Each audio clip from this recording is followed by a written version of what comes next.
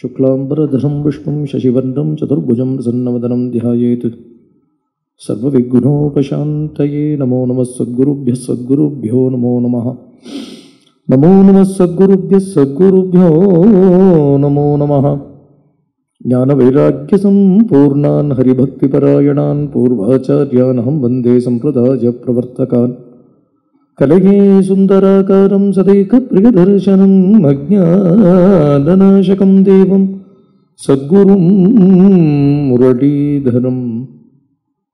प्रह्लादनारदपराशरपुण्डरीकव्यासाम्बरीशशुकशौनकभीष्मदाल्भ्यान् रुक्माङ्गदार्जुनवसिष्ठविभीषणादीन् पुण्यनिमान् परमभागवतान् स्मरामि। वागर्थाविव सम्पृक्तौ वागर्थप्रतिपत्तये जगतः पितरौ वन्दे पार्वती परमेश्वरौ। अज्ञानान्तर्गहनपतितान् आत्मविद्योपदेशैः त्रातुं लोकान् भवदवशिखातापपापच्यमानान् मुक्त्वा मौनं वटविटपिनो मूलतो निष्पतन्ति शम्भो मूर्तिश्चरति भुवने शङ्कराचार्यरूप। श्रुतिस्मृतिपुराणानामालयं करुणालयं नमामि भगवत्पादशङ्करं लोकशङ्करम्। अपार करुणासिन्धुं ज्ञानदं शान्तरूपिणं श्रीचन्द्रशेखरगुरुं प्रणमामि मुदान्महं। शिवशक्त्या युक्तो यति भवति शक्तः प्रभवितुम् अचेदेवं देवो न खलु कुशलः स्पन्दितुमपि। अतस्त्वमाराध्यां हरिहरविरिञ्चातिभिरपि प्रणन्तुं स्तोतुं वा कथम् अकृतपुण्याः प्रभवति। मुरलीमण्डितकरकमलं मुनिजनमोहनं व्यत्यस्तपादं वनमालाधारिणं प्रेमभक्तमण्डलनित्यकीर्तितं श्रीप्रेमिकवरदमाश्रयेऽहं। या कृष्णसङ्गमसुखं सुलभं सखीभ्यः प्रीतप्रयच्छति सुदुर्लभम् ईश्वराणां प्रेमप्रवाहभरितां श्रुतकामधेनुं तां राधिकां मम गुरुं शरणं प्रपद्ये। नाम संकीर्तनं यस्य सर्वपापप्रणाशनं प्रणामो दुःखशमनः तं नमामि हरिं परं। बुद्धिर्बलं विशोधैर्यं निर्भयत्वमरोगता जाड्यं वाक्पटुत्वं च हनुमत्स्मरणात् भवेत्। सर्वत्र गोविन्दनाम संकीर्तनं गोविन्द गोविन्द। சிவபதியான பகவானுடைய ரொம்ப ஆச்சரியமான ஒரு கிருபா விசேஷத்தாலையும் சத்குருநாதாளோட பரம கிருபையாலையும் நமக்கு இந்த நவராத்திரி புண்ணிய காலத்திலேயே ரொம்ப ரொம்ப ஆச்சரியமான ஒரு 3 நாள் சத்சங்கம் நமக்கு தேவி வைபவத்தை ஸ்மரிக்கும்படியாக கிடச்சிருக்கு. தேவி யாரு, தேவன் யாருன்னா ரெண்டும் ஒன்று தான். தேவனுடைய கருணை தேவி, கருணையோடு கூடினவன் தானே பகவான் இல்லையா? பகவான் நம்ம ஏன் போய் நிற்கிறோம்? பகவான் முன்னாடி போய் நிற்கிறதுக்கு காரணம் என்ன? சர்வசக்தனா இருக்கான், சர்வசரண்யனா இருக்கான், சர்வாந்தர்யாமியா இருக்கான், சர்வஜனா இருக்கான். இப்படின்னெல்லாம் பகவானுடைய வைபவங்கள் ஆச்சரியமா இருக்கு. ரொம்ப நம்மளை விட கொஞ்சம் பெரியவாளாக இருந்தால் அவள் முன்னாடி போய் நிற்கிறதுக்கே நமக்கு பயம்தான். இங்கேயே சொல்கிறேன்னா நம்ம மத்தியிலேயே இருக்கிறவாள்லேயே கொஞ்சம் வித்வான்களாக இருந்தால் ஐயோ அவாட்ட போய் எப்படி பேசுறது அப்படிமோ. நம்மளை விட கொஞ்சம் ஸ்டேட்டஸில் பெரியவாளாக இருந்தால் அவள்லாம் நம்மகிட்ட பேசுவாளா அப்படிமோ. நமக்கு அவாட்டையெல்லாம் கொஞ்சம் பழகிறதுக்கு பயமாக தானே இருக்கு. ஆனால் இப்பேற்பட்ட சர்வேஸ்வரன் கிட்டக்க சகஜமாக போய் நின்று நமக்கு என்ன வேணுமோ பிரார்த்தனை பண்ணிட்டு வாங்கிட்டு வந்துடுறோம். நம்ம லோகத்தில் மனுஷால்கிட்ட பேசுகிறதுக்கோ பழகிறதுக்கோ கூட பயமாக இருக்கே தவிர சர்வஜனா, சர்வசக்தனா, சர்வாந்தர்யாமியா, சர்வத்தையும் நடத்துறவனா, சர்வமும் தெரிஞ்சவனா, அநேக கோட்டி பிரம்மாண்ட நாயகனா இருக்கிற பகவான் இடத்துல போய் நின்றுண்டு ஒரு பிரார்த்தனை பண்ணிக்கிறதுக்கு நமக்கு சங்கோச்சமே வரமாட்டேங்கிறது. இன்ஃபேக்ட் நமக்கு ஆத்து மனுஷா கிட்டக்க பேசுறதுக்கு கூட ஒரு சங்கோச்சம் இருக்கே தவிர ஈஸ்வரன் கிட்டக்க போய் ரொம்ப சகஜமா ரொம்ப நமக்கு வேண்டப்பட்டவர் இடத்துல அவர் ரொம்ப வேண்டப்பட்டவர்னு தோன்றது. அவர்கிட்டக்க போயிட்டா அவர்கிட்டக்க போய் சர்வத்தையும் பிரார்த்தனை பண்ணிட்டு வாங்கிட்டு வந்துடுறோம். நம்ம சர்வ புருஷார்த்தத்தையும் வாங்கிட்டு வந்துடுறோம். காரணம் என்ன அப்படின்னா அவர் எல்லாம் தெரிஞ்சவராக இருக்கார், எல்லாம் பண்ணுறவராக இருக்கார், எல்லாத்தையும் நடத்துகிறவராக இருக்கார், எல்லாருக்குள்ளேயும் அந்தர்யாமியாக இருக்கார். அப்படிங்கிறது எல்லாத்துக்கும் மேலே ஒன்று, எல்லோரிடத்துலையும் கிருபை உள்ளவராக இருக்கார். இந்த கிருபைங்கிறத ஈஸ்வரன் கிட்டக்க இருந்து பிரிச்சுடவே முடியாது நம்மளால. அப்போ அந்த கிருபை அப்படிங்கிற ஒரு ஸ்வபாவத்துக்கு எந்த ரூபம் கொடுக்கலாம் அப்படின்னுட்டா அம்மாங்கிற ரூபம் தான் கொடுக்கணும். ஜென்ரலாகவே நம்ம ஆத்துலேயே பார்த்துட்டோம்னா அப்பா எப்படி இருப்பார் அப்படின்னுட்டா கடுபடியாக இருப்பார். அம்மா எப்படி இருப்பான்னா கொஞ்சம் குழஞ்ச ஹிருதயம் உடையவளாக இருப்பாள். ஆனால் ரெண்டு பேரையும் சேர்ந்து பெற்றோர் அப்படின்னு தான் நம்ம சொல்கிறோம். நம்ம புரியுறதோ? அம்மா அப்பாவை நம்ம பிரித்து பார்க்கறதில்ல. நிர்வாகம் பண்ணுறது, நிர்ணயம் பண்ணுறது, நடத்திண்டு போகிறது இதெல்லாம் அப்பா பண்ணுவார். அரவணைச்சிக்கிறது, அன்பு கொட்டுறது, சாதம் போடுறது, பரிவோடு நம்மளை பார்த்துக்கிறது இதெல்லாம் அம்மா பண்ணுவா. இவ 2 பேரும் ஏக்கம்தான், இவ 2 பேரும் ஒரே ஸ்வரூபந்தான். ஆனால் அப்பா அப்படின்னு பார்க்கறதே அப்பாவுடைய ஆட்ரிபியூட்ஸ் இதெல்லாம், அம்மாவுடைய ஆட்ரிபியூட்ஸ் இதெல்லாம் அப்படிங்கிறதே பெற்றோர்னு 2 பேரும் ஒரே ஸ்வரூபமாக இருந்தாலும் இல்லையா, அப்பாவுக்கு உண்டான தன்மை ஒன்று, அம்மாவுக்கு உண்டான தன்மை ஒன்றுன்னு ஒன்று இருக்கு இல்லையா? அதை போல் ஈஸ்வரன் ஜெகத்தை நிர்வாகம் பண்ணுறான், ஜெகத்தை சிருஷ்டி பண்ணுறான், ஜெகத்தை நடத்துகிறான், சர்வத்துக்குள்ளேயும் பிரவேசிச்சிருக்கான், சர்வத்தையும் நடத்திட்டு போகிறவனாக இருக்கான். அப்படிங்கிறதெல்லாம் ஈஸ்வரனுடைய ஆச்சரியமான ஒரு தன்மை. அதே ஈஸ்வரன் என்ன பண்ணுறான்னா, இந்த இத்தனை ஜீவன்கள்கிட்ட கிருபை உள்ளவனாகவும் இருக்கான், பொறுமை உள்ளவனாக இருக்கான், நம்ம பண்ணுற எல்லா தோஷத்தையும் சகிச்சுக்கிறான். ஆச்சு இந்த ஜென்மா இல்லைன்னா அடுத்த ஜென்மாவில் இந்த குழந்தை நல்லவனாயிடுவான்னு நமக்கு நிறைய ஜென்மாக்களை கொடுத்து சான்ஸும் கொடுக்குறான் இல்லையா? இந்த குணங்களால் ஈஸ்வரனை அப்பான்னு கூப்பிடுறதை விட நமக்கு எப்படி கூப்பிடணும்னு தோன்றதுன்னா அம்மா அப்படின்னு கூப்பிடணும்னு ஆசையாக இருக்கு. கம்பஷன் வரத்தே, கிரேஸ்ன்னு வரத்தே, இதுக்கெல்லாம் புருஷ ரூபம் கொடுக்கறத விட நம்ம சாஸ்திரங்களே அதுக்கு எந்த ரூபத்தை கொடுக்கணும்னு ஆசைப்படுறதுன்னா ஸ்திரீ ரூபத்தை கொடுக்கத்தான் ஆசைப்படுறது. அதனால தான் லலிதா சஹஸ்ரநாம ஆரம்பிக்கிறதே ஸ்ரீமாத்ரே நமஹா இல்லையா? அம்மா அப்படின்னு முதல்ல ஸ்திரீகளுக்கு 1000 குணம் இருக்கலாம், எல்லாமே சக்தி தான். இன்னைக்கு விமன் எம்பவர்மெண்ட்னு ஒன்று தனியாக பேசுகிறா அப்படின்லாம் ஒரு பெரிய தனியாக ஒரு டாபிக் கொடுத்து பேசணுங்கிற அவசியம் இல்லை. சக்தின்னு அம்பாளை தானே வழிபடுறோம் நம்ம. இதை விட ஒரு பெரிய எம்பவர்மெண்ட் என்ன இருக்க முடியும்? எம்பவர்மெண்ட்னா என்ன அர்த்தம்? சக்தி இல்லாமல் இந்த பிரபஞ்சமே இல்லை. சௌந்தரலஹரியில் முதல் ஸ்லோகமே அதைத்தான் சொல்கிறது. இந்த பிரம்மஸ்வரூபத்தோட சக்தி இந்த பிரம்மத்தை என்ன பண்ணுறதுன்னா நானாவிதமான நாம ரூபங்களாக பண்ணுறது. இந்த சித்துங்கிற ஒன்று அந்த சத்துலேருந்து வெளிப்பட்டு அதுக்கப்புறம் பல நாம ரூபங்களாக இந்த பரபிரம்மத்தை பண்ணுறவளே அவள் தான். அவளோட சம்சர்க்கம் இல்லைன்னுட்டா இந்த பிரம்மத்துக்கு அசையற சக்தி கூட கிடையாது. நகலு குஷலகா ஸ்பந்தித்தும் அப்பி. ஸ்பந்தனம்னா நான் சொல்கிறது புரியுறது இல்லையா? ஒரு சின்ன மூமெண்ட்டுக்கு கூட அந்த பிரம்மத்துக்கு வழி இல்லை, இவள் இல்லைன்னா. சித்துங்கிற இந்த அம்பாள் வெளிப்படலை அப்படின்னுட்டா, இந்த சித்தோட சம்சர்க்கம் இல்லைன்னா சத்தா இருக்கிற பிரம்மஸ்வரூபத்துக்கு அசையறத்துக்கு கூட திராணி கிடையாது. அப்படிங்கிறதுக்கு மேலே விமன் எம்பவர்மெண்ட்டை என்ன சொல்லணும்? இங்கே சக்தி தான் சர்வமும், சக்தி தான் எல்லாமே நடத்துறது. சிருஷ்டி ஸ்திதி பிரளயகேளிஷு சம்ஸ்திதாயை தஸ்யை நமஸ் திரிபுவனேக குரோஸ்தருண்யை ஸ்ருத்யை நமோஸ்து சுபகர்ம ஃபலப்பிரசூத்யை ரத்யை நமோஸ்து ரமணீய குணார்ணவாயை சக்தியை நமோஸ்து சதபத்திர நிகேதனாயை புஷ்டியை நமோஸ்து. இதெல்லாம் விமன் எம்பவர்மெண்ட் இல்லையா? இது யாரு சொல்றது? இது அண்டசராச்சரத்தையும் நடத்திட்டு போற பரபிரம்மத்தோட சக்தியைத்தான் சொல்றது. பிரம்மம் வேற, பிரம்மத்தோட சக்தி வேறேன்னு ரெண்டையும் பிரித்து சொல்லலை சாஸ்திரம். சக்தி வேற சார், சக்தி உடையவர் வேற அப்படின்னு பிரித்து சொல்லலை. நமக்கு தம்பதியாவே உபாசனம் பண்ணுறது தான் வழக்கம். பார்வதி பரமேஸ்வராளா, லக்ஷ்மி நாராயணாளா இல்லையா, ராதா கிருஷ்ணாளா, சீதா ராகவாளா. நமக்கு ஏன் இந்த தம்பதி உபாசனை அப்படின்னுட்டா சக்தி உடையவர் அப்புறம் அந்த சக்தி இது ரெண்டையும் பிரித்து பார்க்குற பழக்கம் நமக்கு இல்லவே இல்லை. எப்போவுமே தம்பதியாக உபாசனம் பண்ணுறது தான் அழகு. சீதாராமால தான் உபாசனம் பண்ணுவோம், ராதாகிருஷ்ணாலா தான் உபாசனம் பண்ணுவோம், பார்வதி பரமேஸ்வராலா தான் உபாசனம் பண்ணுவோம். இது எதை சொல்றதுன்னா பிரம்மத்தையும் பிரம்மத்துடைய சக்தியையும் சேர்த்து சொல்றது. ஒருத்தர் ரொமணனா பாடுறாரு அப்படின்னுட்டா பாடுறவர் வேற பாட்டு வேறேன்னு சொல்ல முடியுமா? ஒரு ரொமணனா ஒருத்தர் வரையறாருன்னா அந்த வரையறது வேற வரைஞ்சவர் வேறேன்னு சொல்ல முடியுமா? எப்படி அதை அவர்கிட்ட இருந்து பிரித்து பார்த்து விட முடியாதோ அதை போல ஈஸ்வரனுடைய சக்தி இது ரெண்டையும் பிரிச்சே நீ பார்க்க முடியாது. அது ஏக தத்துவமாக இருந்து இந்த பிரபஞ்சமாக ஆயிருக்கு, இதில் இருக்கிற நானாவிதமான நாமரூபங்களாக ஆயிருக்கு அப்படிங்கிறது தான் தத்துவம். புரியறதா? அப்போது அம்மாவாவே ஈஸ்வரனை பார்த்துடுறது தான் சாக்தம். அந்த சக்தியையும் சிவத்தையும் எப்படி பிரிச்சுட முடியும் இல்லையா? அதனால என்னன்னா சாக்தம் அப்படிங்கிற ஒரு உபாசனை என்ன அப்படின்னுட்டா காருண்யம், மாதுரியம், பிரேம முதலிய ஆட்ரிபியூட்ஸால் இல்லையா அந்த பிரம்மத்தை அம்மானு பார்க்கணும்னு தோன்றது நமக்கு. அதனால விமன்ஹுட் அப்படின்னு எடுத்துட்டாலே முதல்ல அந்த விமன்ஹுட்டுக்கு இருக்கிற ஒரு அழகு எது அப்படின்னுட்டா மாத்ருத்துவம் தான். அவள் எல்லாத்தையும் சாதிக்கிறா, எல்லாத்தையும் பண்ணுறா, அதெல்லாம் ஒரு பக்கம் இருக்கட்டும். ஒரு உமனுக்கு ரொம்ப அழகு, ஒரு பெண்ணுக்கு ஒரு அழகு எது, பெண்மைக்கு அழகு எது அப்படின்னு பார்த்துட்டா அவள் ஈன்றெடுக்கிறா அப்படிங்கிறது தான் முதல்ல அழகே. பேணி காப்பாத்தரா அப்படிங்கிறது தான் அந்த பெண்மைக்கு இருக்கக்கூடிய ஒரு அழகே.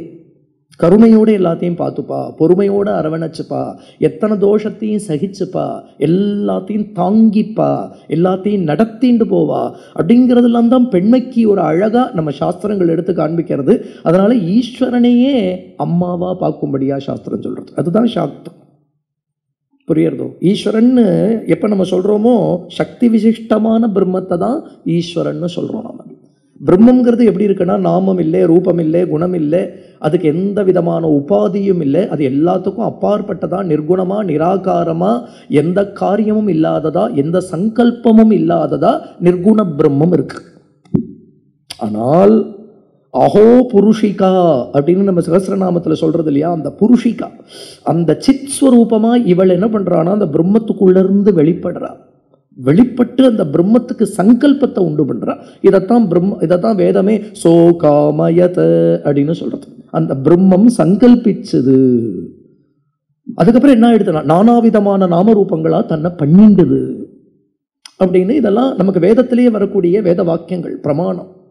அப்ப இந்த நிர்குண பிரம்மத்துக்கு எங்க இருந்து சங்கல்பம் வந்ததுன்னா அந்த சங்கல்பமா அந்த பிரம்மத்துக்குள்ள இருந்து வரவள் தான் சித்ஸ்வரூபினியா இருக்கக்கூடிய அம்பாள். இந்த சங்கல்பம் வேற எங்க இருந்தோ வந்து விடல, வேற ஒரு என்டிட்டி பிரம்மத்துக்குள்ள புகுந்துது, அதுக்கப்புறம் சங்கல்பத்தை உண்டு பண்ணித்துன்னு சாஸ்திரம் சொல்லல. அந்த பிரம்மத்துக்குள்ள இருந்தே ஒரு சங்கல்பம் வருது. அது என்ன பண்றது, தன்னை நானாவிதமான நாமரூபங்களா பண்ணிக்கிறது அப்படிங்கிறத அந்த சித்தா ஒன்னாவ அந்த பிரம்மத்திலிருந்து வெளிப்படுறது இல்லையா, அந்த சித்துக்கு அம்பாள்னு பேர். இதை பிரம்மத்துக்கிட்ட இருந்து நீ பிரிச்சே பார்த்துட முடியாது. அது ஒடுங்கி இருக்கும், திடீர்னு வெளிப்படுறது. பிரளயத்தில் என்ன ஆகுதுன்னா எல்லாம் போய் அந்த அம்பாள்கிட்ட ஒடுங்கி போயிடுறது. அம்பாள் என்ன பண்றா, பரமேஸ்வரன் மகாகாமேஸ்வரன்ட்ட போய் ஒடுங்கி போயிடுறா. அப்ப மகாகாமேஸ்வரன் நிர்குண பிரம்மமா மிச்சப்பட்டிருக்கார். அதுக்கப்புறம் என்ன ஆகுது, சிருஷ்டி காலத்துல இந்த சித்தாகிய அம்பாள் வெளிப்படுறா. அதுக்கப்புறம் தான் அவருக்கு தன்னை நானாவிதமா பண்ணிக்கணுங்கிற சங்கல்பமே ஏற்படுறது இல்லையா. அதனால என்ன ஆறார் அப்படின்னு அப்புறம் பலவிதமான நாமரூபங்கள் வந்து விடுறது. அணுல இருந்து ஆரம்பிச்சு பிரம்மலோக பரியந்தம் இருக்கிற சமஸ்த ஜீவன்களும் சமஸ்த லோகங்களும் இத்தனையாவும் அந்த ஒன்ன இவ்வளவா பண்றவளே அவள் தான். இதுதான் முதல் கிரகஸ்த ஜீவனமே இதுதான். அதனாலதான் ஜெகத பிதரோ வந்தே பார்வதி பரமேஸ்வரோன்னு சொல்றோம். நம்ம முதல் ஆதி அம்மாவும் அப்பாவும் அவாதான். இதை பார்த்துதான் அப்புறம் இல்லற தர்மமே. நம்மளுடைய கிரகஸ்த தர்மங்கள்லாம் கூட எதை வச்சுன்றதுன்னா அவளுடைய கிரகஸ்த தர்மத்தை வச்சுட்டுதான். அந்த பிரம்மமும் பிரம்மத்துடைய சக்தியும் சேர்ந்ததுனால ஒரு பிரபஞ்சம் வருதுன்னா இதை அனுசரிச்சுதான் இன்னைக்கு இருக்கிற ஒரு கிரகஸ்தன் கிரகிணியினுடைய இல்லற ஜீவனமும் அவளை வச்சுட்டுதான். அவ ஈன்றெடுத்ததுதான் இந்த பிரபஞ்சமே. புரியறதோ? ஒரு கிரகஸ்தன் தனியா ஒரு பிரம்மச்சாரி இருந்துன்னு இருக்கான்னு வச்சுக்கோங்களேன். அவன் பிரம்மச்சாரியா இருக்கிற பரியந்தான் அவனாச்சுன்னு இருந்துன்னு இருப்பான். ஏதோ பிக்ஷை வாங்கி சாப்பிடுவான், வேதாத்தியனம் பண்ணுவான், சாஸ்திரங்களை படிப்பான், நிறைய ஜபங்கள்லாம் பண்ணிட்டு உட்காந்துருப்பான், அவனுக்காக மட்டும் வாழ்வான். ஆனா எப்போ கல்யாணம்னு நான் ஆறதோ, கிரகிணின்னு ஒருத்தி வராளோ, அப்புறம் குழந்தைகள் பிறக்கிறது, அப்புறம் உன்னுடைய சம்சாரம் விஸ்தாரமாறது இல்லையா. அப்ப என்ன ஆறுது அப்படின்னு விட்டா அங்க மல்டிப்ளிசிட்டி வந்து விடுறது. அதுக்கப்புறம் இவனை சேர்ந்த பந்துக்கள், அவளை சேர்ந்த பந்துக்கள், இப்படின்னு இந்த இல்லறம் எப்படி பெருசாறதோ அதை போலத்தான் தனியா இருக்கிற பிரம்மம் ஏகமா தனியா இருந்தது. அந்த பிரம்மத்தோட அந்த சித்து சேர்றது, அந்த சித்தும் சத்தும் சேர்றத என்ன ஆறுதுன்னா பிரபஞ்சம்ங்கிற ஒரு பெரிய என்டிட்டி வந்து விடுறது, நானாவிதமான நாமரூபங்கள் வந்து விடுறது. ரொம்ப ஆச்சரியமான விஷயம் இல்லையா. அதனால இவ ரெண்டு பேரையும் பிரிச்சு பார்க்கறதுங்கிறதே கிடையாது. ரெண்டு பேரையும் சேர்த்து உபாசிக்கணும். பிரம்மஸ்வரூபம், அந்த பிரம்மத்தோட சக்தி.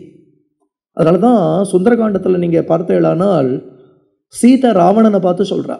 ராவணன் பலவிதமா சீதை கிட்ட வந்து பேசுறான் இல்லையா, எனக்கு அக்ரபட்ட மகிழ்ச்சியா ஆயிடு, என்னுடைய ஆசைக்கு இணங்கு, உன்னை இத்தனை மகிழ்ச்சிகளுக்கும் அக்ரபட்ட மகிழ்ச்சியா நான் உன்னை பண்றேன், உனக்கு கனகாபிஷேகம் பண்றேன் அப்படின்னு சீதையை பலவிதமா பிரலோபனம் பண்ணக்கூடிய சமயத்துல சீதை சொல்றா, எனக்கும் ராகவனுக்கும் பிரிவே கிடையாது.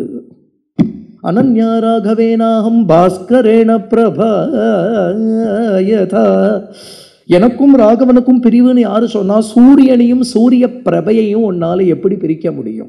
சூரியனையும் சூரிய வெளிச்சத்தையும் பிரிக்க முடியுமா? அது போலதான் எனக்கும் ராகவனுக்கும் பிரிவே கிடையாது, நாங்க ஏக தத்துவம் அப்படிங்கிற.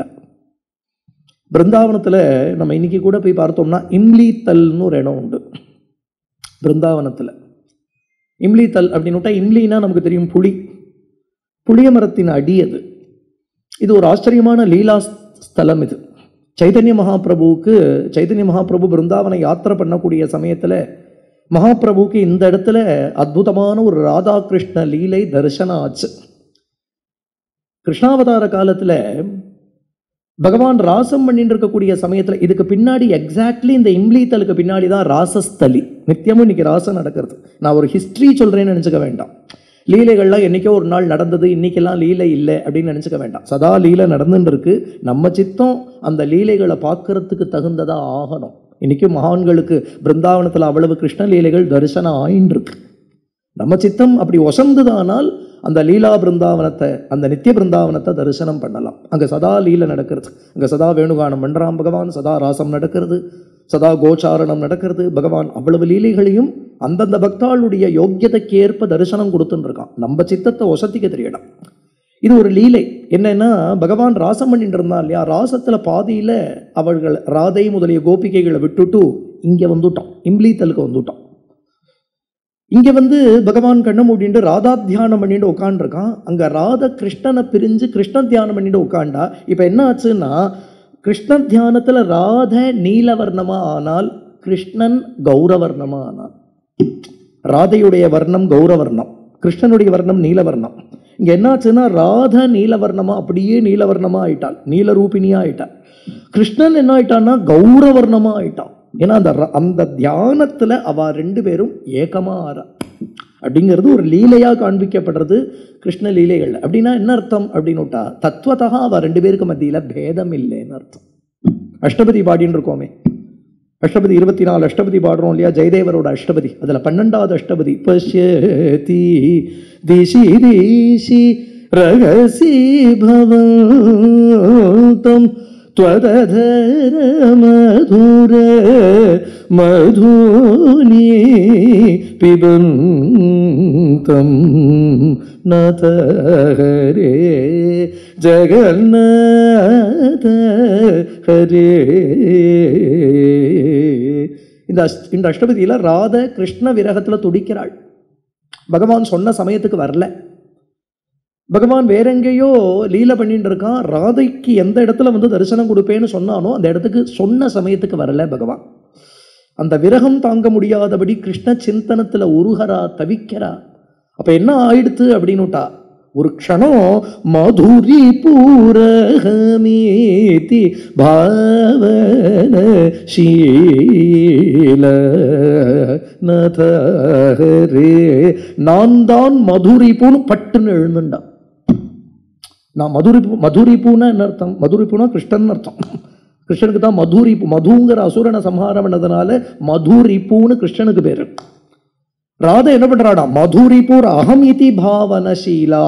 அந்த கிருஷ்ண தியானம் பண்ணி பண்ணி இவளே கிருஷ்ணனாக ஆனால் நான் தான் மதுரிபூ அப்படின்னு எழுந்துண்டாள் அப்படின்னு அஷ்டபதியில ஜெயதேவர் சட்டுன்னு சொல்றார் ஒரு இடத்துல இல்லையா. இந்த சிவமும் சக்தியும் ஏக தத்துவமாக தான் இருக்கு. ஆனால் சக்தியை தள்ளிட்டு சிவம் தனியாக இருக்கிறதே ஒரு ஸ்பந்தனம் கூட பண்ண முடியாதபடி அது ஒரு இருப்பா மட்டுமே இருக்கு. ஆனால் அந்த சக்தியான சித்தோட சேர்றதே நானாவிதமான நாமரூபங்களை கொண்ட பிரபஞ்சமாகவும் இத்தனையாகவும் அந்த பிரம்மத்தை பண்றவளே சித்தாகிய அம்பாள் தான். அதனால பார்வதி பரமேஸ்வரால்னு ரெண்டு என்டிட்டியா அவளை சொல்ல முடியாது.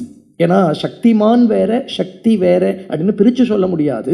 ஆனால் சக்தியை தள்ளிட்டு சக்திமான்னு ஒன்று கிடையாது, சக்திமான தள்ளிட்டு சக்திங்கிறதும் ஒன்றும் கிடையாது.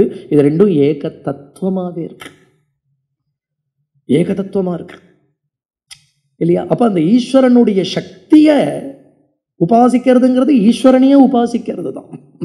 ஈஸ்வரனுடைய சக்தியை இப்போ வாராகின்னு எடுத்துட்டா, வராகமூர்த்தின்னு ஒன்று உண்டுன்னா அவரோட சக்திக்கு வாராகின்னு பேர். நரசிம்மமூர்த்தின்னு இருந்தாரானால் அந்த சக்திக்கு நாரசிம்மி அப்படின்னு பேர் இல்லையா. சிவன் இருந்தாரானால் அவருடைய சக்திக்கு சிவானி அப்படின்னு பேர். பிரம்மான்னு இருந்தாரானால் அந்த பிரம்மாவுடைய சக்திக்கு பாரதி அப்படின்னு பேர். விஷ்ணுன்னு அந்த ஈஸ்வரன் இருக்காரானால் விஷ்ணு சக்திக்கு லக்ஷ்மி அப்படின்னு பேர். சம்ஹாரமூர்த்தியான ருத்ரனா அவர் இருக்கார். ஆனால் அந்த ருத்ரனோட சக்திக்கு ருத்ராணி இல்ல பார்வதின்னு பேர். இப்படி வச்சிருந்தா அந்த சக்தியை தள்ளினா இங்க ஈஸ்வரனே இல்லையே. அது சொல்றது புரியறதோ? அந்த சக்தியை தள்ளிவிட்டா இந்த ஈஸ்வரனை எங்க பார்ப்பே நீ? இந்த ஈஸ்வரன் பண்ற காரியம் எந்த சக்தியினுடைய ஆதாரத்திலேயோ அந்த சக்தியை தள்ளிவிட்டு ருத்ரனை நீ எப்படி பார்ப்ப? எங்க ருத்ரன் இருக்கார்? பாரதியை தள்ளிவிட்டு எங்க பிரம்மா இருக்கார்? ருத்ராணியை தள்ளிவிட்டு எங்க ருத்ரன் இருக்கார்? புரியறதோ? அப்ப அந்த சக்தியை தள்ளிவிட்டு அப்புறம் ஈஸ்வரன் ஒன்று இல்லை, அது நிர்குண பிரம்மமா போயிடும். அந்த சக்தியால தான் அவர் நானாவிதமான நாமரூபங்களை கொண்டு நானாவிதமான காரியங்களை பண்றார். அப்படிங்கிறது அந்த சக்தியை உபாசிக்கிறது தான் இந்த நவராத்திரியினுடைய இந்த ஒரு தாத்பரியமே. சக்தி விசிஷ்டமா இருக்கக்கூடிய அந்த ஈஸ்வரன், அந்த ஈஸ்வரனை நானாவிதமான காரியங்களை பண்ண வைக்கிற ஆதார சக்தி இவள். அப்படிங்கிறது அந்த சக்தியையே உபாசிக்கிறது தான் இந்த நவராத்திரி. அதுலேயும் இது ஆச்சாரியாளுடைய சரித்திரத்தை கொண்டே தெரிஞ்சுக்கலாம். ஆதிசங்கரர் தட்சிணாமூர்த்தியா இருந்தார். தட்சிணாமூர்த்தி தானே ஆச்சாரியால அவதாரம் பண்றார் இல்லையா? தட்சிணாமூர்த்தியா இருக்கிறத என்ன பண்ற, எப்படி இருக்காருன்னா சர்வ காரியங்களுக்கும் அப்பாற்பட்டவரா, சர்வ சித்தவருத்திகளுக்கும் அப்பாற்பட்டவரா, நிர்குண பிரம்மமா தன்னுடைய ஸ்வரூபானந்தத்தில் ரமிச்சுன்னு இருக்கிறவராக எந்த காரியமும் இல்லாத நிர்குண பிரம்மமா தட்சிணாமூர்த்தியா ஒரு ஆலமரத்தடியில, அதுவும் சனகாதிகளுக்கு வியாக்கியானம் பண்றதுக்கு கூட வாயை திறக்கிறது இல்லைங்க, அந்த காரியம் கூட கிடையாது.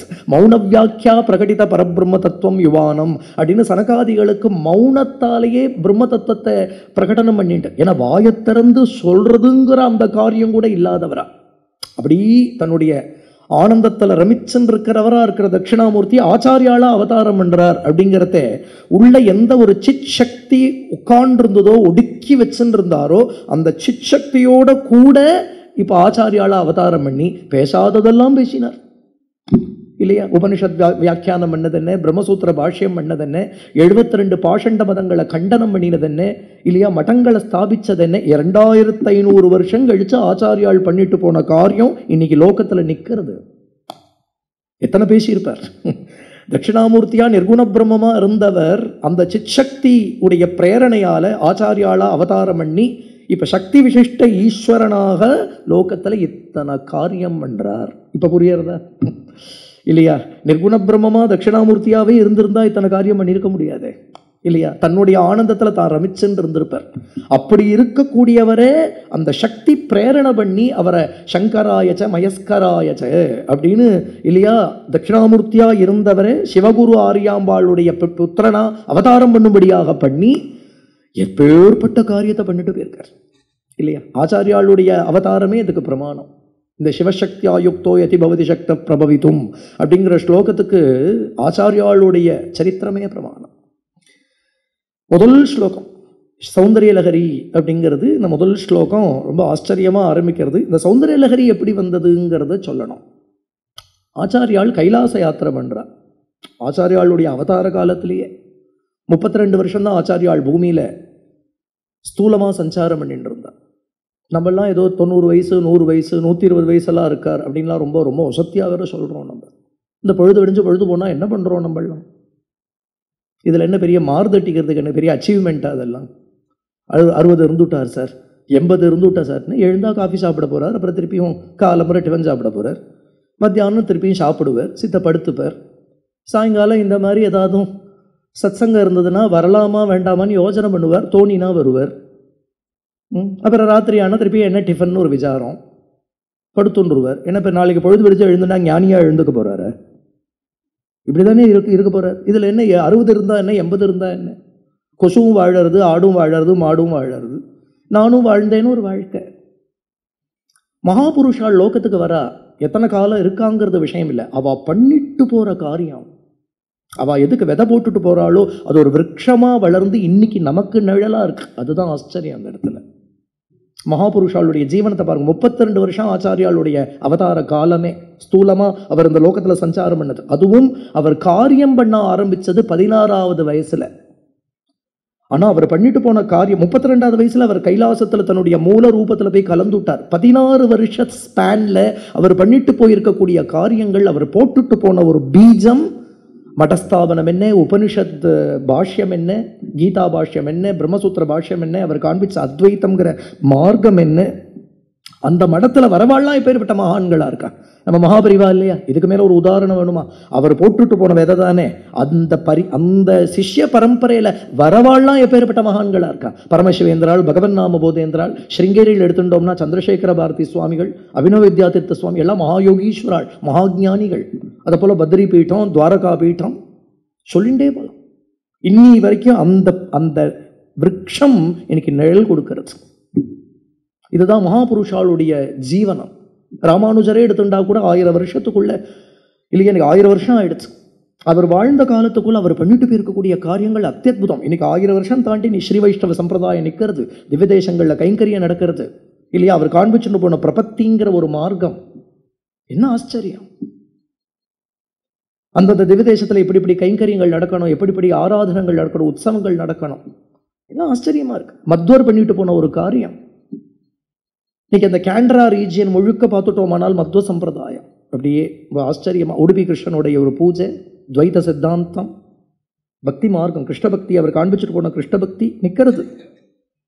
மகாபுருஷாளுடைய காரியம் ரொம்ப ஆச்சரியமா இருக்கும். ஆச்சாரியால் இப்படி அவருடைய அவதார காலத்துல ஒரு சமயம் யோக மார்க்கத்துல, யோக தசையில கைலாசத்துக்கு போறார். கைலாசத்துல அவருக்கு 5 ஸ்பட்டிகலிங்கங்கள் கிடைக்கிறது. அதுல ஒண்ணு இன்னைக்கு காஞ்சியில இருக்கு பூஜையில. காஞ்சியில் இன்னைக்கு சந்திரமௌலீஸ்வரர் பூஜையில் இருக்காரு, அதுக்கு யோகலிங்கம்னு பேரு. அந்த 5 லிங்கங்கள்ல ஒன்று காஞ்சியில் இன்னைக்கு நமக்கு மடத்துல பூஜையில் இருக்கிறது. கைலாசத்துல சாட்சாத் பரமேஸ்வரன் ஆச்சாரியாளுக்கு கொடுத்த லிங்கம். ஒன்று ஸ்ருங்கேரியில் இருக்கு, ஒன்று நேபாளத்தில் இருக்கு, ஒன்று சிதம்பரத்தில் இருக்கு. இப்படின்லாம் பிரதிஷ்டை பண்ணியிருக்கா ஆச்சாரியாள். இதை தவிர இந்த சௌந்தரிய லகரி இருக்கு இல்லையா, இது ஒரு 100 ஸ்லோகமா, ஒரு கிரந்தமா, ஒரு ஓலச்சுவடியில பரமேஸ்வரன் ஆச்சாரியாளுக்கு கொடுத்தார். ஆச்சாரியாலே சாட்சாத் பரமேஸ்வரன் தான். ஆனால் அவதார காலத்தில் தன்னுடைய மூல ரூபமாக இருக்கக்கூடிய பரமேஸ்வரனையும் தாயாரையும் தரிசனம் பண்ணுறதுக்கு கைலாசத்துக்கு போயிருக்கிறதே இந்த ஸ்தோத்திரத்தை ஒரு ஓலச்சுவடியாக சாட்சாத் பரமேஸ்வரன் ஆச்சாரியாளுக்கு கொடுத்தார். ரொம்ப ஆச்சரியமான கிரந்தம். அது என்ன சொல்லப்படுறது அப்படின்னுட்டா, அந்த ஸ்தோத்திரம் பரமேஸ்வரன் அம்பாள் மேல பண்ணியிருக்கிற ஸ்தோத்திரம். தன்னுடையவே சித்ஸ்வரூபமா இருக்கக்கூடிய, தன்னுடையவே சக்தியா இருக்கக்கூடிய அம்பாள் மேல சாட்சாத் பரமேஸ்வரன் பண்ணியிருக்கக்கூடிய ஸ்தோத்திரம் அது. 100 ஸ்தோத்திரங்கள் உடையது. ரொம்ப அற்புதமான மந்திரார்த்தங்களும். ஏன்னா தேவி உபாசனைங்கிறது 2 விதமா இருக்கு. ஒன்று எப்படி இருக்குன்னா யோகம், மந்திர சாஸ்திரம், குண்டலினி முதலியதெல்லாம் தத்துவார்த்தமா இருக்கக்கூடிய ஒரு உபாசனை. இன்னொன்று எப்படி இருக்குன்னா பக்தியால ஸ்தோத்திரம் பண்ணி கதறி, அபிராமி அந்தாதியில் அபிராமி பட்டர் எப்படி கதறாரோ இல்லையா, அதை போல கதறது. அம்பாள் கிட்டக்க உன் குழந்தை இல்லையா, நீ என்னுடைய தாய் இல்லையா, என் மேல உனக்கு கிருபை வேண்டாமா அப்படின்னு அவளுடைய லாவண்யம், அவளுடைய சௌந்தர்யம், அவளுடைய காருண்யம், அவளுடைய இல்லையா, அவளுடைய சௌஷீல்யம், அவளுடைய சௌலபியம், இப்படிப்பட்ட கல்யாண குணங்களே பாடுறதும் கண்ணீர் விடுறதும் அவளை தியானம் பண்ணுறதும் அவள் கருணையை பிடிச்சுண்டு கெஞ்சறதும் இப்படி பக்திமயமான ஒரு மார்க்கம். இன்னொன்று நிறைய ஜபம், மந்திரம், யோகம்னு இருக்கக்கூடிய ஒரு மார்க்கம். 2 இருக்கு இதில். சௌந்தரிய லகரியிலே 2 இருக்கு. சௌந்தரிய லகரியிலேயே முதல் 41 பார்த்துட்டா கொஞ்சம் தத்துவார்த்தமாக இருக்கும். பின்னாடி வரக்கூடிய ஒரு 59 ஸ்லோகங்களை பார்த்துட்டோமானால் தாயாருடைய மாதுரியம், தாயாருடைய பிரத்யங்கத்தை வர்ணிச்சுண்டு வருவர். அவளுடைய கட்டாட்சம் எப்படி இருக்குது, அவளுடைய காருண்யம் எப்படி இருக்குது, அவளுடைய கண்கள் எப்படி இருக்குது அப்படிங்கிற அவளுடைய சௌந்தரியத்துடைய வர்ணனமாக இருக்கும். முதல் 41 தத்துவார்த்தமாக இருக்கும். அதில் யோகம், மந்திரார்த்தங்கள்லாம் வரும். பின்னாடி வரக்கூடிய 59 ஸ்லோகங்களை பார்த்துட்டா தாயாருடைய லாவண்யம், சௌந்தரியம், அவளுடைய காருண்யம் இதை வர்ணிக்கிற மாதிரி இருக்கும். ஏன்னா உபாசனமே 2ஆக இருக்கு. உபாசனை எப்படி இருக்குது அப்படின்னுட்டா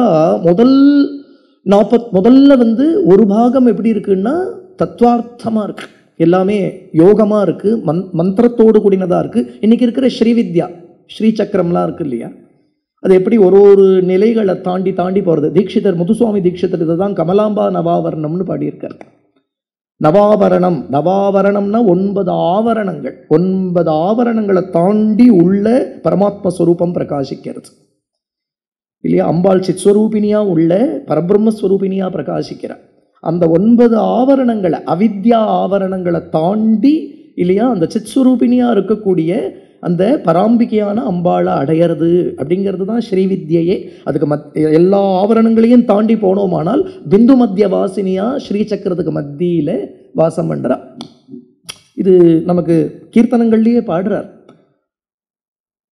காமாட்சி காமகோட்டி பீடவாசினி மாமவ காமாட்சி. அங்கே சொல்லிட்டு வரத்தே காமகலா பிரதர்ஷினி கல்யாண குணசாலினி காமாட்சி அப்படின்லாம் சொல்லிட்டு வர்றார். பிந்து மத்தியவாசினி அப்படின்னு பல கீர்த்தனங்கள்லேயே வருது. அப்போ இது ஒரு உபாசனை. அப்போ நிறைய மந்திர ஜபங்களில் பண்ணி ஷோடசாட்சரி பஞ்சதசி முதலிய மந்திரங்கள்லாம் அப்படி உபாசனம் பண்ணி பிந்து மத்தியவாசினியாக இருக்கக்கூடிய தாயாரிடத்துல நம்ம சித்தத்தை கொண்டு போய் சேர்க்கிறது அப்படிங்கிறது மந்திரமயமாக யோகமயமாக இருக்கிற ஒரு உபாசனை. ஆனால் இதால் அடையிறத பக்தி பண்ணி அடைஞ்சு விடலாம்.